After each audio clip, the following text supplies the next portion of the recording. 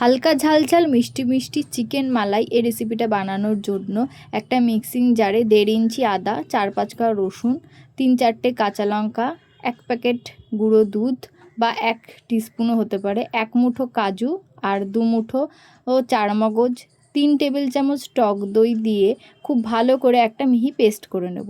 এরপর কড়াইতে অল্প সাদা তেল দিয়ে তার মধ্যে চিকেনের টুকরোগুলো দিয়ে হালকা হাতে একটু নুন দিয়ে নেড়েচেড়ে নিতে হবে।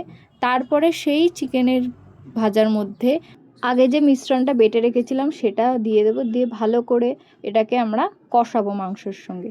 তারপরে মিক্সির বাটি দেওয়া জলটাকে দিয়ে এবং বাইরে থেকে অল্প একটু জল দিয়ে এটা সেদ্ধ করব এবং এর মাঝখানে ডুমো করে রাখা পেঁয়াজ, একটা গোটা ডুমো করে কাটা পেঁয়াজ আর অল্প একটুখানি গোলমরিচ গুঁড়ো দিয়ে ভালো করে ফুটিয়ে নিলে রেডি হয়ে যাবে। আর ওপর থেকে কাঁচা লঙ্কা আর কসুরি মেথি দিয়ে গার্নিশ করলেই রেডি হয়ে যাবে আমাদের দুর্দান্ত স্বাদের চিকেন মালাই। কেমন লাগলো কমেন্টে